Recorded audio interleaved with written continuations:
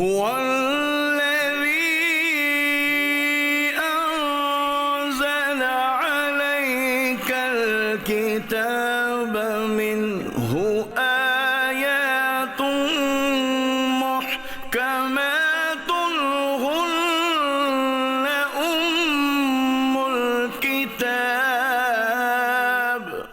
وہی ہے جس نے تم پر یہ کتاب اتاری، اس کی کچھ آیتیں صاف معنی رکھتی ہیں، وہ کتاب کی اصل ہیں۔ الحمدللہ رب العالمین والصلاة والسلام علی سید الانبیاء والمرسلین، اما بعد فاعوذ باللہ من الشیطان الرجیم، بسم اللہ الرحمن الرحیم۔ الصلاة والسلام علیک یا رسول اللہ وعلی آلک واصحابک یا حبیب اللہ۔ الصلاة والسلام علیک یا نبی اللہ وعلی آلک واصحابک یا نور اللہ۔ محترم ناظرین کرام، ہمارا سلسلہ ہے احکام قرآن، قرآن مجید فرقان حمید کی وہ آیات مبارکہ جس میں اللہ رب العزت نے اپنے بندوں کو مختلف کام کرنے کے احکامات یا مختلف کاموں سے بچنے کے جو احکامات دیے ہیں، جن آیات کے اندر یہ احکامات موجود ہیں، ان آیات کی تفسیر اس سلسلے میں بیان کی جاتی ہے۔ آج ہم نے انتخاب کیا ہے سورہ نساء کی آیت نمبر 43 کا۔ سورہ بقرہ ہم سنتے رہے، یعنی آیات احکام، سورہ آل عمران کے آیات احکام شامل سلسلہ رہیں، اور آج سورہ نساء چل رہی ہے اور 43 نمبر جو آیت مبارکہ ہے اس کا انتخاب کیا ہے۔ اس آیت مبارکہ کے اندر اللہ رب العزت نے مختلف احکامات بیان فرمائے ہیں۔ شراب کے تعلق سے حکم بیان فرمایا ہے، جنبے کے احکام بیان فرمائے ہیں، اسی طریقے سے تیمم کے جو احکام ہیں وہ بیان فرمائے ہیں۔ آئیے سب سے پہلے اس آیت مبارکہ کی تلاوت اور ترجمہ سنتے ہیں۔ قرآن کی روشنی یا ایھا الذین آمنوا لا تقربوا الصلاة وأنتم سکارى حتى تعلموا ما تقولون ولا جنبا إلا عابري سبيل حتى تغتسلوا وإن كنتم مرضى أو على سفر أو جاء أحد منكم من الغائط أو لامستم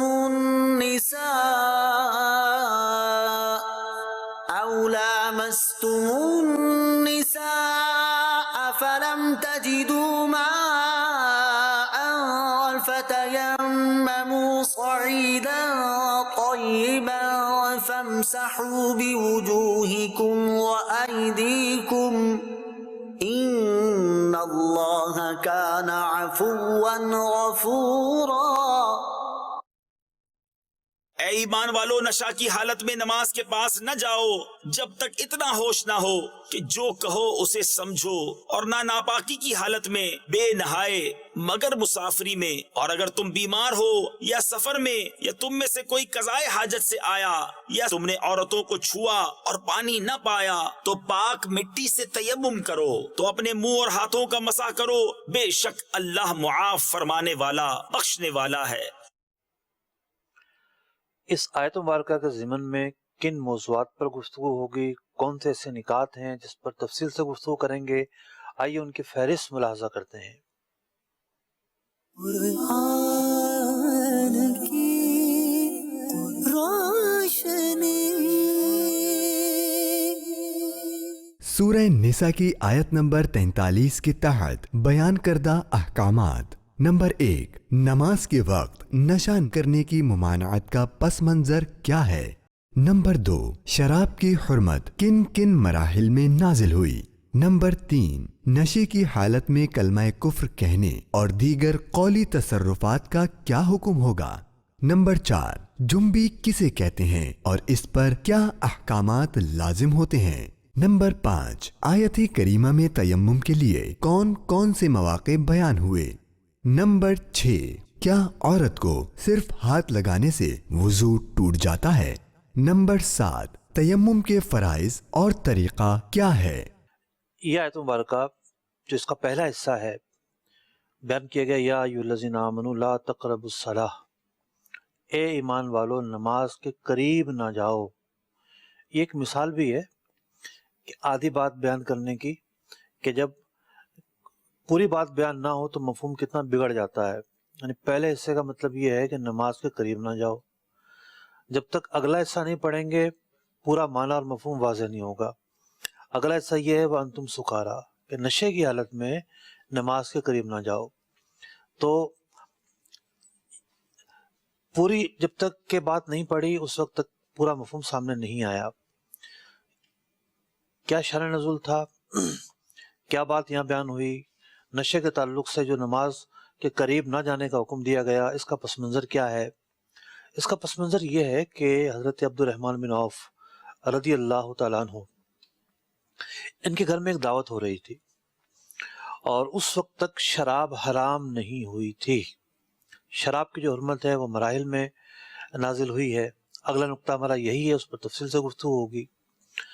تو جب ایسا معاملہ تھا کہ شراب حرام نہیں ہوئی تھی تو حضرت عبد الرحمن بن عوف رضی اللہ تعالیٰ عنہ کے گھر لوگ دعوت پر جمع تھے، کھانا کھایا گیا، وہاں شراب کا دور بھی چلا۔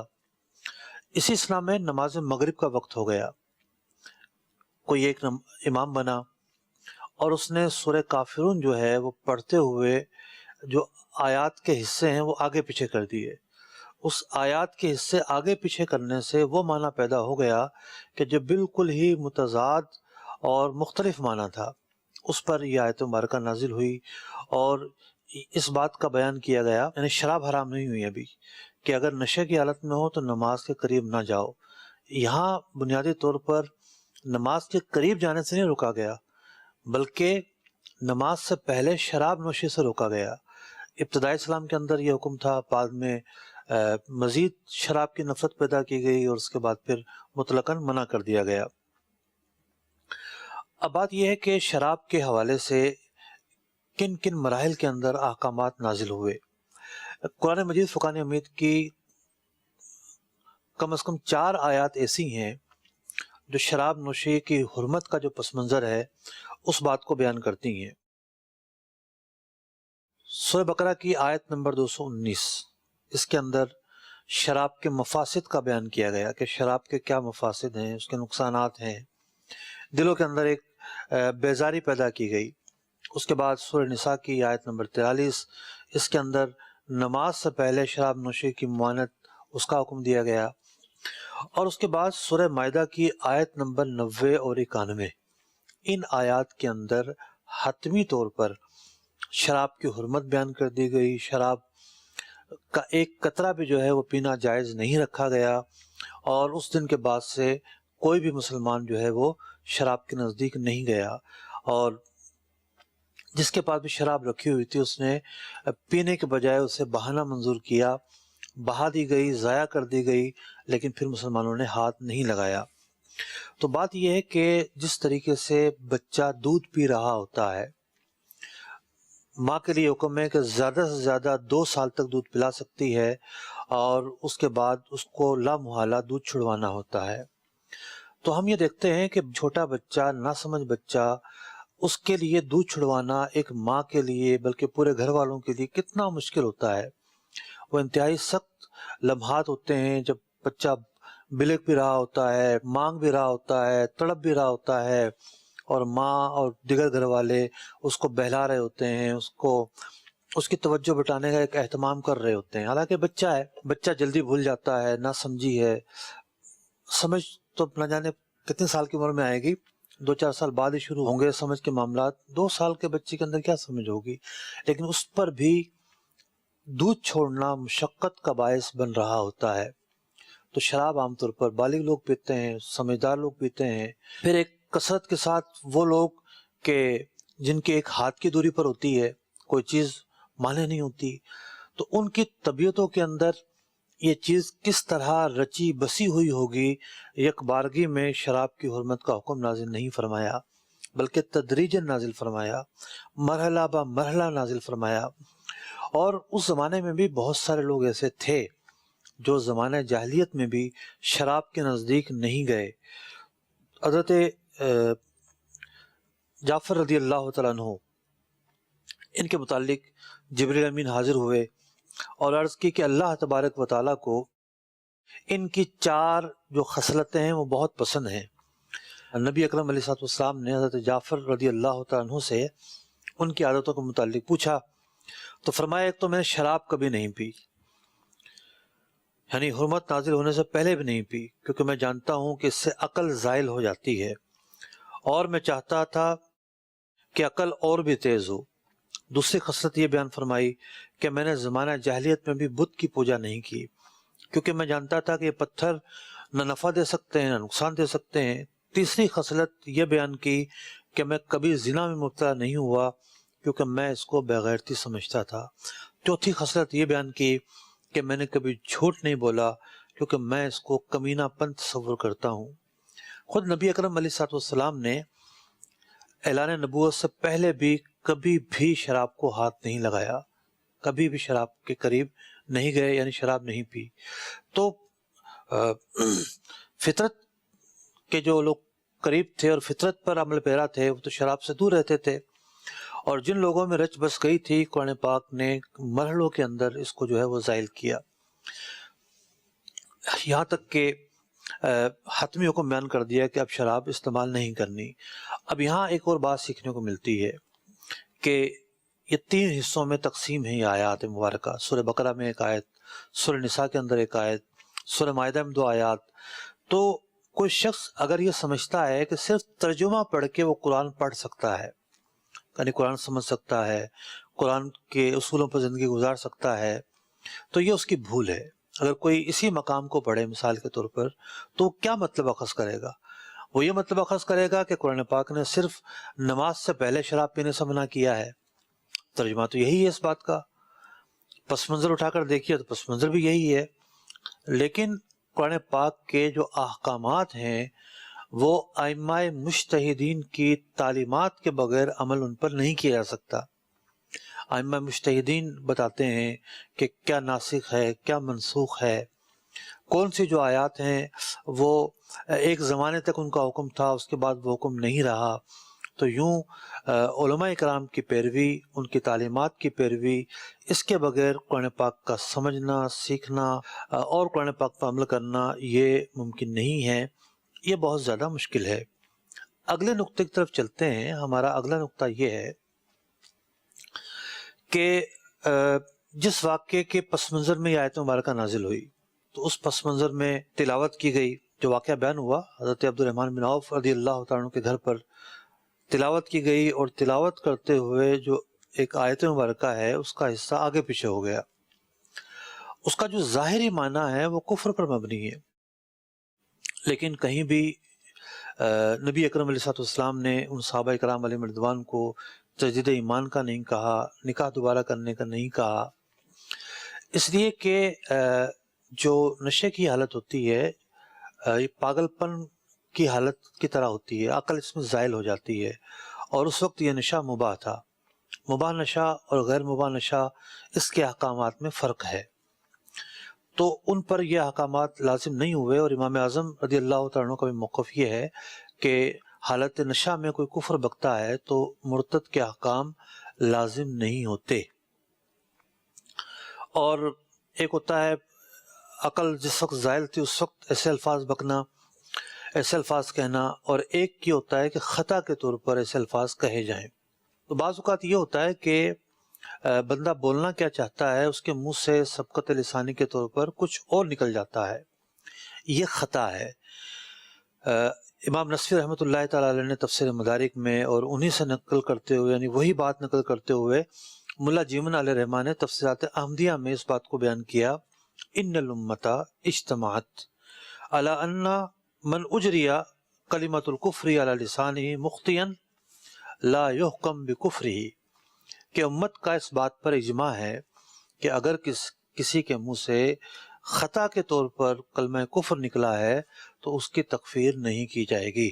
بہار شریعت میں مذکور ہے کسی نے کوئی بات کہی اور وہ جو بات کہنا چاہتا ہے اس کے بجائے کچھ اور نکل گیا تو کسی نے توجہ دلائی اور وہ فوراً تصحیح کر لیتا ہے تو اس پر حکم کفر نہیں ہے. ہاں اگر وہ اڑ جاتا ہے اور اپنی بات کا دفاع کرتا ہے، اپنی غلط بات کا، اس غلط کلمے کا دفاع کرتا ہے، تو اس کلمے کا پھر جو مضمون تھا اس پہ جو بھی حکم بنتا ہے اب وہ حکم اس پر لازم ہوگا. اب یہ خطا والا معاملہ نہیں ہوگا.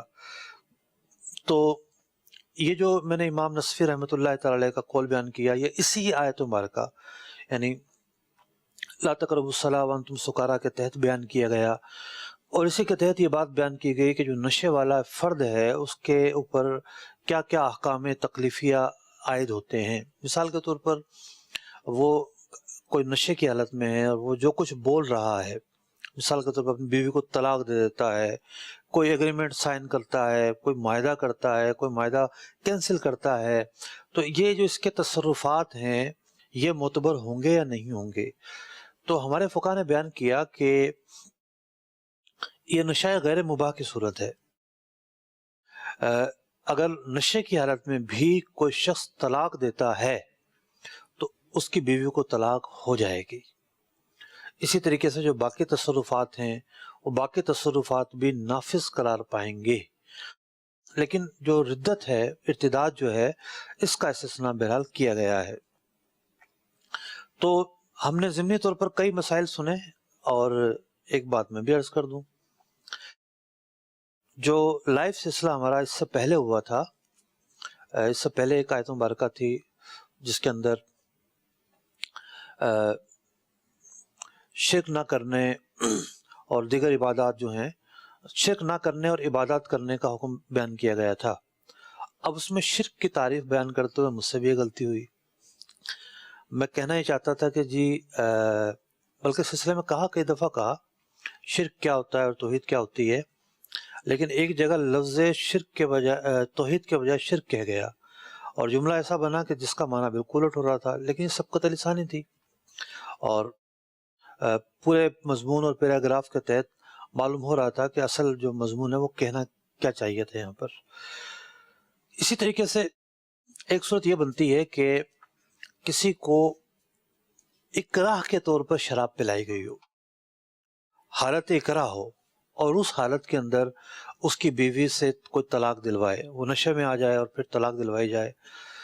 تو شراب جو ہے، یعنی جب طلاق دلوائی جا رہی ہو اس وقت اکراہ نہ ہو، لیکن شراب جو ہے وہ اکراہن پلائی گئی ہو، یا نشہ اکراہن زبردستی جو ہے وہ عضو کو تلف کرنے، جان سے مار دینے کی جو دھمکی ہے، یہ طاری کر کے پھر جو نا کوئی کام کروانا، یہ اکراہ کہلاتا ہے، یعنی زبردستی، اس طرح کی زبردستی. اب شراب پلا دی گئی، نشے میں وہ آ گیا اور اس نشے کی وجہ سے طلاق دے دی. اب یہ ہے کہ اس کا جو یہ معاملہ ہے طلاق یہ واقع نہیں ہوگی. اب یہاں جو شراب پینا ہے یہ رضا سے نہیں ہے. اسی طریقے سے کوئی گن پوائنٹ پر جو ہے کلمہ کفر کسی سے کہلواتا ہے کہ یہ کلمہ کفر کہو ورنہ ہم تجھے مار دیں گے، تو قرآن پاک میں فرمایا گیا الا من اکرہ وقلبہ مطمئن بالایمان، جس پر اکراہ طاری کیا گیا اور اس نے کوئی کلمہ کفر کہا لیکن اس کا دل جو ہے وہ مطمئن ہے، دل میں وہ بات نہیں ہے، صرف زبان سے کہہ رہا ہے اپنی جان بچانے کے لیے، تو رخصت یہ ہے کہ یہ کہہ سکتا ہے اور حالت کفر واقع نہیں ہوگی، حکم کفر عائد نہیں ہوگا. لیکن عزیمت پھر بھی یہ ہے کہ نہ کہے. اگلے نقطے کی طرف چلتے ہیں. ہمارا یہ جو نقطہ ہم نے سنا اس میں اس بات کا تذکرہ کیا گیا کہ جب نشے کی حالت آتی ہے تو کیا کیا احکامات پیش آتے ہیں اور مختلف صورتوں کے اندر کیا احکامات ہوں گے. اس آیت مبارکہ میں بیان کیا گیا کہ نماز کے قریب نہ جاؤ نشے کی حالت میں، حتی تعلموا ما تقولون، یہاں تک کہ تمہاری عقل سلامت ہو اور تمہیں پتہ ہو تم کیا کہہ رہے ہو. فرمایا گیا ولا جنبن، اور حالت جنابت میں بھی نماز کے قریب نہ جاؤ. دیکھیں ہمارا پروردگار عز و جل ہمیں عبادت کرنے کے طور طریقے، اسلوب اور آداب سکھاتا ہے. جو جنابت کی حالت ہوتی ہے وہ ایک ناپاکی کی حالت ہوتی ہے. ایک ناپاکی وہ ہوتی ہے جو جسم پر لگی ہوتی ہے. اگر بندہ صرف جسم دھو لے اور وہ ناپاکی زائل ہو جائے، لیکن پھر بھی جو کیفیت طاری ہوتی ہے، جب بندہ بیوی کے قریب جاتا ہے یا احترام ہوتا ہے، اس کے بعد جو کیفیت طاری ہوتی ہے اسے جنابت کہتے ہیں. اس میں ظاہری جسم پر نجاست نہ ہو، وہ دھو لیو کسی نے، مثال کے طور پر آدھا دھڑ کسی نے دھو لیا، تب بھی جو حالت جنابت ہے وہ باقی رہے گی، اور یہ دور ہوگی غسل کرنے سے. وہ غسل جس میں 3 فرائض پورے کیے گئے ہوں، کلی کی گئی ہو، ناک میں پانی چڑھایا گیا ہو، اور پورے جسم پر پانی بہایا گیا ہو، بال برابر بھی جگہ خشک نہ رہ گئی ہو، یہ غسل کرنا کہلاتا ہے. غسل کے اندر نیت کرنا ضروری نہیں ہے. کوئی شخص جس پر غسل فرض تھا وہ نہر کے کنارے کنارے جا رہا تھا، پاؤں پسلا، نہر میں ڈبکی کھائی، ناک میں پانی چلا گیا اور منہ میں بھی چلا گیا، کلی کا تقاضا پورا ہو گیا اور پورا جسم بھی جو ہے پانی اس پر بہہ گیا، اس کا غسل ہو جائے گا. تو غسل کے لیے نیت ضروری نہیں ہے. یہ 3 جو فرائض میں نے بیان کیے گئے، 3 فرائض کے ساتھ غسل کرنا اس کے لیے ضروری ہے. ناک میں پانی چڑھانا بھول گیا، کلی کرنا بھول گیا، غسل خانے کے باہر آ گیا، بعد میں آ کے صرف یہ 2 کام کر لے. اب دوبارہ سے جو ہے پانی بہانا ضروری نہیں ہے. 3 فرائض ہیں، ان 3 فرائض کا پایا جانا ضروری ہے. اگر الگ الگ اوقات میں پائے گئے تب بھی غسل ہو جائے گا. تو جب تک غسل نہیں ہوتا، جو میں نے باتیں بیان کی، ان کے بعد جنابت کی جو حالت ہے وہ باقی رہتی ہے. اگر کوئی یہ سمجھتا ہے کہ جو ناپاکی جسم پر لگی ہے اس کو دور کرنے کا نام غسل ہے، تو نہیں، وہ ناپاکی تو دور کرنی ہے، وہ ظاہری نجاست ہے. جبکہ جب غسل فرض ہوتا ہے تو ایک باطنی نجاست جو ہے بندے پر طاری ہوتی ہے، اسے حد سے اکبر کہا جاتا ہے. تو وہ بندے کو دور کرنی ہوتی ہے، جب بھی جا کر جنابت کی حالت دور ہوتی ہے. تو جنابت جو ہے، اس سے جو غسل کرنا ہے، جلدی غسل کرنا مستحب ہے. لیکن اگر کسی نے اتنی تاخیر کی کہ نماز کا آخری وقت نکل گیا، تو اب یہ ہے کہ اتنی تاخیر کرنا حرام ہے. اس سے پہلے جتنا بہتر ہو، جلدی ہو، غسل کر لیا جائے، لیکن فوری کرنا ضروری نہیں ہے. حضرت سیدنا ابو سلمہ رضی اللہ تعالیٰ عنہ کہتے ہیں کہ ام المومنین حضرت سیدتنا عائشہ صدیقہ رضی اللہ تعالیٰ عنہ سے پوچھا گیا کہ نبی اکرم علیہ الصلوۃ والسلام کیا جنابت کے بعد فوراً غسل کرتے تھے یا سو بھی جایا کرتے تھے؟ تو آپ رضی اللہ تعالیٰ عنہ نے ارشاد فرمایا کہ سو بھی جایا کرتے تھے، لیکن اس سے پہلے وضو کر لیتے تھے. یعنی مستحب یہ ہے کہ اگر غسل تاخیر سے کرنا ہو، نماز ضائع ہونے کا معاملہ بھی نہ ہو، تو وضو کرنے کے بعد پھر بندہ سو جائے. لیکن اگر وضو نہیں بھی کرتا کوئی تو یہ گناہ نہیں ہے، مستحب ہے کہ وضو کر لیا جائے. لیکن اتنی تاخیر کرنا غسل فرض ہونے کے بعد کہ نماز ضائع ہو جائے، اتنی تاخیر کرنا حرام ہے. اور ایسے ہی شخص کے بارے میں فرمایا گیا کہ اس گھر کے اندر فرشتے نہیں آتے کہ جس میں تصویر، کتا یا جنبی ہو. یعنی ایسا جنبی کہ نماز کا وقت بھی نکل جاتا ہو اور وہ غسل نہ کرتا ہو. اب اس سے نحوست پھیلتی ہے اور رحمت کے فرشتے اس گھر میں نہیں جاتے. بعض علماء نے لکھا کہ اس طرح کرنے سے جو جنابت کے بعد غسل نہیں کرتے اور نمازوں کے اوقات نکل جاتے ہیں، ایسے جن کی عادت ہوتی ہے، اس گھر کے اندر رزق میں تنگی آ جاتی ہے. جو حالت جم میں ہو، یعنی نجاست حکمی طور پر طاری ہو، اس پر کیا احکامات لازم ہوتے ہیں. ایک حکم تو سورہ نساء کی اس آیت مبارکہ میں بیان کیا گیا کہ ایسا شخص نماز نہیں پڑھ سکتا، ایسا شخص مسجد میں بھی نہیں جا سکتا، ایسا شخص قرآن پاک کی زبانی تلاوت بھی نہیں کر سکتا. نہ صرف یہ قرآن پاک کو چھونا جائز نہیں اس کے لیے، بلکہ جس پر غسل فرض ہے وہ قرآن پاک کی زبانی تلاوت بھی بغیر دیکھے تلاوت بھی نہیں کر سکتا. البتہ یہ ہے کہ اذکار پڑھ سکتا ہے، ذکر کر سکتا ہے، درود پاک پڑھ سکتا ہے، تلاوت نہیں کر سکتا. قرآن پاک کی وہ آیات پڑھ سکتا ہے جن کے اندر دعا ہے، لیکن دعا کی نیت سے پڑھے گا، تلاوت کی نیت سے نہیں پڑھے گا. ان آیات کو بھی پڑھ سکتا ہے جس میں اللہ تبارک و تعالیٰ کی حمد اور ثنا کا معنی پایا جاتا ہے، لیکن تلاوت کی نیت سے نہیں پڑھے گا، حمد اور ثنا کی نیت سے پڑھے گا۔ ایک حدیث پاک میں فرمایا گیا ان المسجد لا یحل لجنب ولا حائض، کہ مسجدیں جو ہیں اس میں جانا نہ تو حائضہ کے لیے جائز ہے، نہ جس پر غسل فرض ہے جنبی ہے اس کے لیے جائز ہے۔ ایک اور حدیث پاک میں فرمایا گیا لا یقرأ الجنب ولا الحائض ولا النفساء من القرآن شیئا، کہ حالت حیض و نفاس والی عورت اور جنبی جو ہے یہ قرآن نہیں پڑھیں گے۔ تو حالت جنب ایک کیفیت ہے، اس کیفیت سے کس طرح باہر نکلنا ہے، اگر کوئی مزید تفصیل چاہتا ہے دیکھنا تو نماز کے احکام ہیں۔ اسی طریقے سے امیر سنت کی کتاب اسلامی بہنوں کے لیے ہے، اسلامی بہنوں کی نماز، ان رسائل کو پڑھ کے وہ غسل کے مسائل، وضو کے مسائل، طہارت کے مسائل سیکھ سکتا ہے۔ تو اس آیت مبارکہ میں آگے فرمایا گیا الا عابر سبیل، مگر یہ کہ کوئی مسافر ہو، پانی نہ پاتا ہو تو وہ تیمم کر کے نماز پڑھے۔ حتی تغتسلوا کا تعلق پچھلے حکم سے ہے۔ پھر فرمایا گیا وَإِن كُنتُم مَرْضَىٰ أَوْ عَلَىٰ سَفَر، تم میں سے کوئی مریض ہو یا سفر میں ہو، او جاء أَحَدٌ مِّنكُم مِّنَ الْغَائِطِ، استنجا کی حاجت پیش آئی ہو، او لامستم النساء، یا بیوی کے قریب گیا ہو، فلم تجدوا ماء، اور پانی نہیں پاتا، یعنی وہ اسباب پائے گئے کہ جب غسل فرض ہو گیا یا وضو ضروری ہو گیا، وضو کی حاجت ہے یا غسل کی حاجت ہے، یہ دونوں باتیں جو ہے وہ پانی سے ہوتی ہیں، غسل پانی سے ہوتا ہے، وضو پانی سے ہوتا ہے، لیکن صورتحال ایسی پائی گئی کہ پانی نہیں ہے، تو فرمایا گیا کہ پھر یہ لوگ جو ہیں وہ تیمم کریں گے۔ تو اس آیت مبارکہ میں تیمم کے جو مواقع بیان کیے گئے وہ کیا مواقع بیان کیے گئے؟ ایک یہ کہ کوئی جنبی ہو، دوسرا یہ کہ پیشاب یا پخانے کی حاجت پیش آئی ہو اور فارغ ہو چکا ہو، تیسرا یہ کہ جنبی ہونا پہلے بھی بیان کر دیا گیا، پھر دوبارہ بیان کیا گیا کہ بیوی کے قریب گیا ہو۔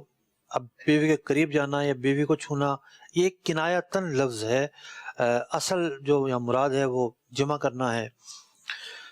تو یہ اسباب بیان کر کے کہا گیا کہ جب یہ مواقع ہوں اور پانی نہ دستیاب ہو تو پھر تیمم کیا جائے گا۔ تیمم کیا جانا، پانی نہیں ہے، پانی کے بجائے مٹی پہ جو ہے وہ دو ہاتھ مار کے ہاتھ پھیل لینا تیمم ہے، طریقہ میں مزید تفصیل سے بیان کر رہا ہوں۔ تو یہ جو متبادل ایک عمل ہے یہ اس امت کے خصائص میں سے ہے۔ علامہ خازن بیان فرماتے ہیں کہ اس امت کے خصائص میں سے ہے اور یہ آسانی اس امت کے لیے۔ اور نبی اکرم علیہ الصلوۃ والسلام نے ایک حدیث پاک میں ارشاد فرمایا، مسلم شریف کی حدیث ہے، حضرت حذیفہ رضی اللہ تعالیٰ عنہ بیان کرتے ہیں قال رسول اللہ صلی اللہ علیہ وسلم فضلنا علی الناس بثلاث، حضور علیہ الصلوۃ والسلام نے ارشاد فرمایا 3 ایسے کام ہیں کہ ہمیں دیگر اقوام اور دیگر امتوں پر فضیلت حاصل ہے۔ اچھا، فضیلت حاصل ہونے کے بہت سارے مواقع ہیں اور بہت سارے اسباب ہیں، کہیں 5 چیزیں بیان کی گئیں، کہیں اور چیزیں بیان کی گئیں، اس حدیث پاک میں 3 چیزیں بیان کی گئی ہیں۔ تو یہ یاد رہے کہ صرف یہ 3 چیزیں نہیں ہیں، بہت ساری چیزیں ہیں۔ تو فرمایا گیا 3 چیزیں ایسی ہیں جس کی وجہ سے ہمیں دیگر امتوں پر فضیلت حاصل ہے۔ فرمایا جعلت صفوفنا کا صفوف الملائکہ، کہ جو نماز کی کیفیت ہمیں نصیب ہوئی یہ وہی کیفیت ہے کہ جس کیفیت میں ملائکہ کھڑے ہو کر اللہ تبارک و تعالیٰ کی عبادت کرتے ہیں۔ تو مسلمانوں کو یہ اجتماعیت اور وہ انداز اور وہ طریقہ عبادت عطا کیا گیا کہ جو فرشتوں کا طریقہ کار تھا۔ فرمایا وَجُعِلَتْ لَنَا الْأَرْضُ كُلُّهَا مَسْجِدًا، پرانی جو امتیں تھیں وہ ایک مخصوص جگہ ہی نماز پڑھ سکتی تھیں، آج ہم جہاں بھی زمین کے جس حصے پر بھی نماز پڑھیں گے ہمارا فرض ادا ہو جائے گا، نماز ادا ہو جائے گی۔ ایسا نہیں ہے کہ صرف مسجد میں ادا کریں تو ہوگی ورنہ نہیں ہوگی۔ پچھلی امتوں کا معاملہ ایسا نہیں تھا، وہ صرف مخصوص حصے میں نماز ادا کر سکتی تھیں حضور نے فرمایا جعلت لنا الارض کلھا مسجدا، روئے زمین کو ہمارے لیے جائے نماز قرار دے دیا گیا ہے، مسجد قرار دے دیا گیا ہے۔ فرمایا وجعلت تربتها لنا طہورا اذا لم نجد الماء، اور جب ہم پانی نہیں پاتے تو اسی زمین کی مٹی کو ہمارے لیے پاکی قرار دے دیا گیا ہے، یعنی پاکی حاصل کرنے کا ذریعہ قرار دے دیا گیا ہے۔ اس آیت مبارکہ میں فرمایا گیا او لامستم النساء، یا کوئی بیوی کے قریب ہو کر آئے۔ اب ایک ہوتا ہے آیت کا لفظی معنی، ظاہری معنی، اور ایک ہوتا ہے مرادی معنی۔ لفظی معنی تو یہی ہے کہ بیوی کو کچھ چھو لے۔ تو امام شافعی رحمۃ اللہ تعالی علیہ کے نزدیک مسئلہ یہ ہے کہ اگر کوئی مرد کسی عورت کو چھو لیتا ہے، بچی کے لیے حکم نہیں ہے، ہاتھ لگا لیتا ہے اس کو، تو اس کا وضو ٹوٹ جائے گا، یعنی مرد کا وضو ٹوٹ جائے گا۔ لیکن احناف کے ہاں ایسا نہیں ہے، اور حضرت علی المرتضیٰ، امام ابن عباس رضی اللہ تعالیٰ عنہ، امام حسن، امام قتادہ اور دیگر بہت سارے جلیل القدر ائمہ کے نزدیک یہاں اس آیت مبارکہ میں چھونا مراد نہیں ہے، بلکہ ایک کنایتاً ایک لفظ ہے، جو اس کی مراد ہے وہ ہے قریب جانا۔ ویسے تو لفظ قریب جانا بھی ایک کنایہ کا لفظ ہے، لیکن جو میں کہنا چاہ رہا ہوں آپ سمجھ رہے ہیں۔ تو اس آیت مبارکہ کے اندر ایک لفظ ایسا آیا کہ جس کے اندر ائمہ مجتہدین کا اختلاف واقع ہوا۔ احناف کا مذہب یہی ہے کہ مرد اگر سے چھو لے تو اس سے وضو نہیں ٹوٹے گا۔ تیمم کیا ہے؟ بات ہو رہی تھی کہ تیمم کو متبادل کے طور پر دیا گیا، اور تیمم جو ہے وہ وضو اور غسل کی جہاں حاجت ہو، وہ غسل اور وضو سے کفایت کرنے والا ایک عمل ہے۔ تو تیمم کیا چیز ہے؟ تیمم دیکھیے اس کے کئی مواقع ہیں۔ بعض مواقع تو آیت مبارکہ میں بیان کیے گئے کہ کوئی شخص پانی نہیں پاتا، ایک موقع ہے، اور ایسا موقع عام طور پر سفر میں آتا ہے، تو اسی لیے یہاں تذکرہ کیا گیا الا عابر سبیل، کہ کوئی شخص مسافر ہو۔ تو چونکہ حالت سفر میں یہ مواقع زیادہ آتے ہیں، اس لیے اس بات کو بیان کر دیا گیا۔ اس کے علاوہ بھی اگر کوئی ایسا موقع ہو پانی نہیں ملتا، اور پھر اس کی پوری پیمائش بیان کی گئی ہے کہ جناب اتنے جو نا وہ فاصلہ دائیں طرف بائیں طرف آگے پیچھے اتنا فاصلہ ہو، اس میں جو ہے پانی تلاش کیا جائے۔ بالکل نہیں ملتا تو تیمم کی رخصت حاصل ہوگی۔ کوئی شخص گھر بیٹھا اور جی گھر میں پانی ختم ہو گیا اور میں تیمم کر لوں، تو یہ تیمم کافی نہیں ہے۔ 1 میل دائیں بائیں آگے پیچھے 1 میل جو ہے وہ پانی نہیں ملتا، تب جا کے جو ہے وہ یہ بات صادق آئے گی کہ پانی دستیاب نہیں ہے۔ گھر میں نہیں ہے تو پڑوسیوں سے مانگ لے، خرید سکتا تو خرید لے۔ تو جب تک پانی دستیاب ہے یہ نہیں کہا جائے گا کہ پانی نہیں ہے۔ تو ایک صورت تو یہ ہے کہ پانی دستیاب ہی نہیں ہے۔ دوسری صورت یہ ہے کہ پانی تو دستیاب ہے لیکن پانی استعمال نہیں کر سکتا۔ مثال کے طور پر کوئی شخص جل گیا ہے، زخمی ہے، ایسے مرض میں مبتلا ہے کہ پانی کی ٹھنڈک جو ہے وہ برداشت نہیں کر سکتا، گرم کرنے کے لیے کوئی اہتمام نہیں ہے، یا گرم بھی استعمال نہیں کر سکتا، تو اب جو ہے وہ عارضہ لائق ہوا ہے۔ پانی تو ہے لیکن عارضے کی وجہ سے استعمال کرنے پر قادر نہیں ہے۔ اب دوسری صورت پائی گئی ہے۔ ایک حدیث پاک میں ایک واقعہ ملتا ہے کہ حضرت جابر رضی اللہ تعالیٰ عنہ نقل کرتے ہیں کہ صحابہ اکرام علیہم رضوان کسی سفر میں تھے، تو ایک صحابی رضی اللہ تعالیٰ عنہ کے سر پہ پتھر لگتا ہے اور وہ شدید زخمی ہو جاتے ہیں۔ اب وہ زخمی حالت میں ہے، اسی دوران احتلام ہو جاتا ہے اور غسل کی حاجت پیش آتی ہے۔ ایک دوسرے سے پوچھتے ہیں کیا کیا جائے۔ ظاہر بات ہے ابتدائی اسلام تھا، تو آپس میں جب گفتگو کی تو بعض نے کہا کہ نہیں جی تم تو پانی استعمال کر سکتے ہو، تیمم نہیں کر سکتے تم۔ تو انہوں نے غسل کیا، سر بہت زیادہ زخمی تھا اور غسل کرنے کی وجہ سے وہ انتقال فرما گئے۔ نبی اکرم علیہ السلام تک یہ بات پہنچی تو پیارے آقا علیہ السلام نے زجر فرمایا، کافی زجر فرمایا کہ اس کو تیمم کا کیوں نہیں کہا، اور فرمایا شفاء العیش السوال، کہ جو محتاج ہے یا جو حاجت جس کو درپیش ہے یا جو بیماری کا حل ہے وہ سوال ہے. تمہیں سوال کرنا چاہیے تھا, پوچھنا چاہیے تھا اس موقع پر کیا کرنا چاہیے. تو فرمایا اس شخص کے لیے تیمم کافی تھا, تیمم کرتا تو درست ہوتا. تو یہ دو بنیادی مواقع ہیں تیمم کرنے کے. ایک ہے کہ عارضہ لاحق ہو, جسم متحمل نہ ہو پانی کے استعمال کرنے کا. دوسرا یہ ہے کہ پانی دستیاب نہ ہو, تو پھر یہ ہے کہ تیمم کی طرف رجوع کیا جاتا ہے. اور تیمم کیا ہوتا ہے؟ تیمم کے 3 فرائض ہیں.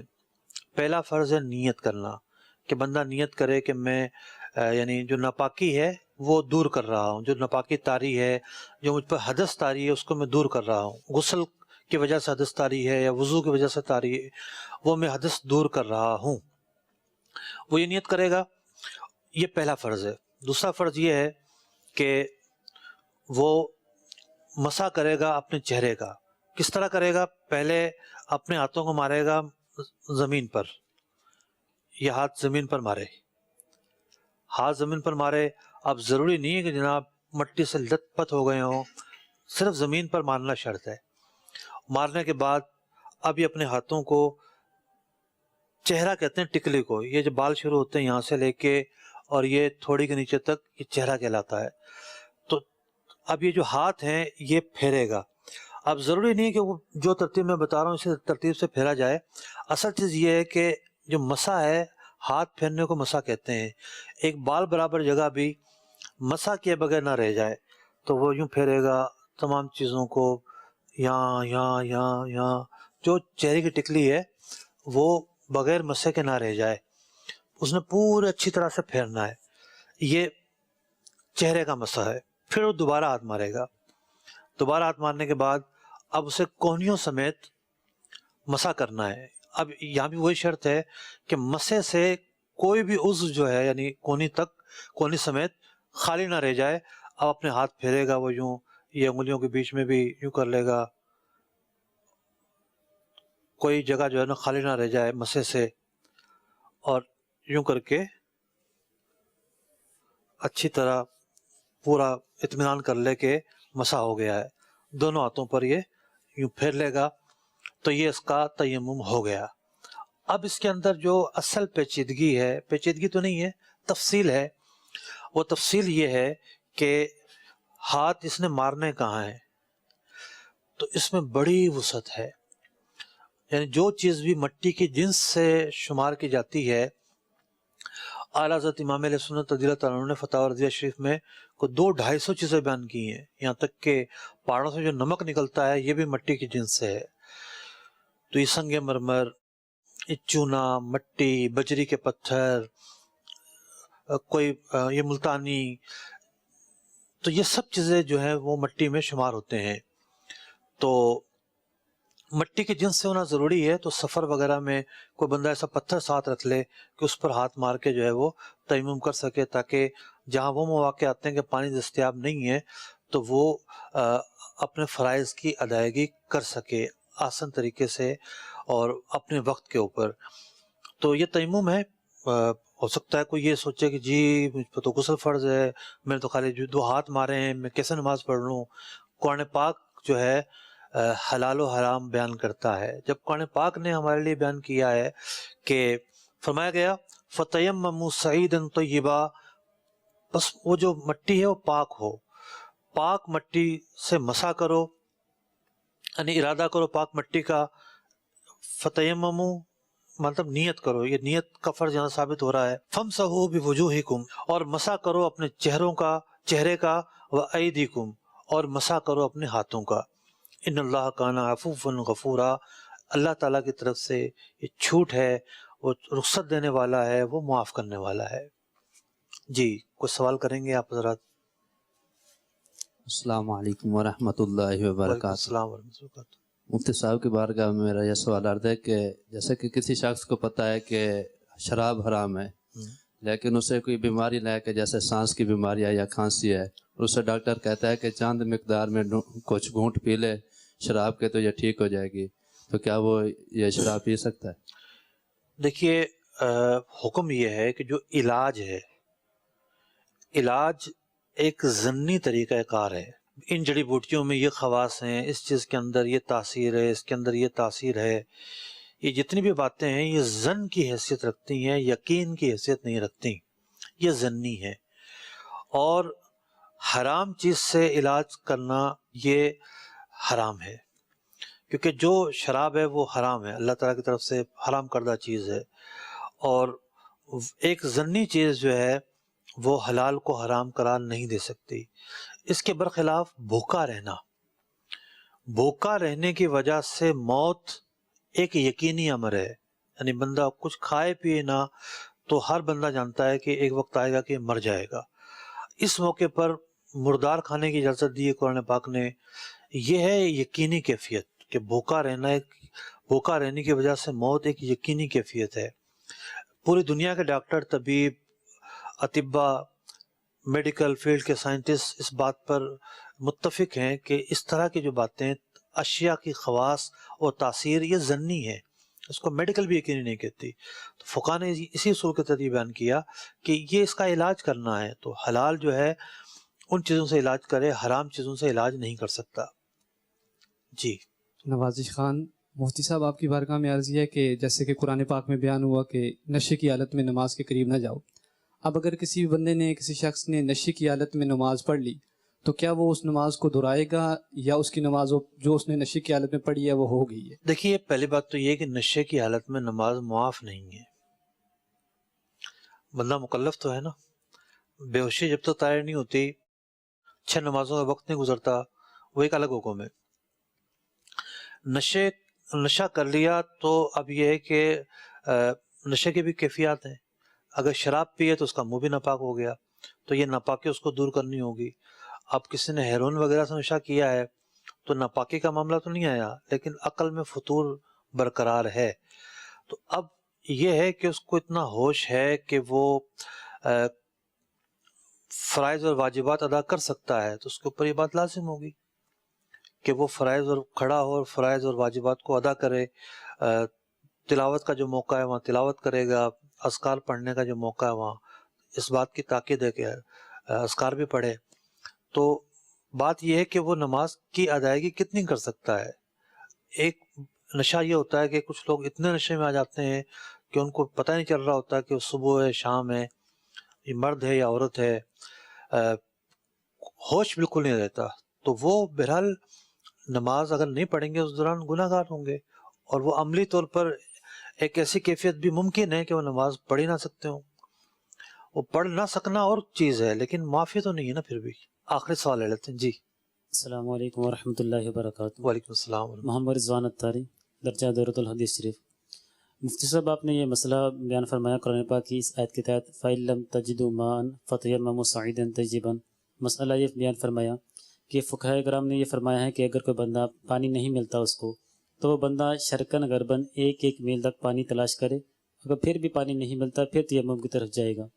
تو موجودہ دور میں اگر دیکھا جائے تو 1 میل کا فاصلہ طے کرنا کنونس بندے کے پاس ہے، یہ تو چند منٹوں کے اندر طے کر لے گا، تو کیا اب بھی یہی 1 میل کی قید ہوگی یا اس سے زیادہ کی قید ہوگی؟ دیکھیے، جو رخصت ہے وہ تو بہرحال حاصل ہوگی، ٹھیک ہے۔ پہلے سفر کی مشقتیں بہت زیادہ ہوا کرتی تھیں، اب جہاز کے ذریعے آپ 1-1.5 گھنٹے میں لاہور پہنچ جاتے ہیں۔ 1500 کلومیٹر کا سفر جو ہے نا 1.5 گھنٹے میں طے ہو جاتا ہے۔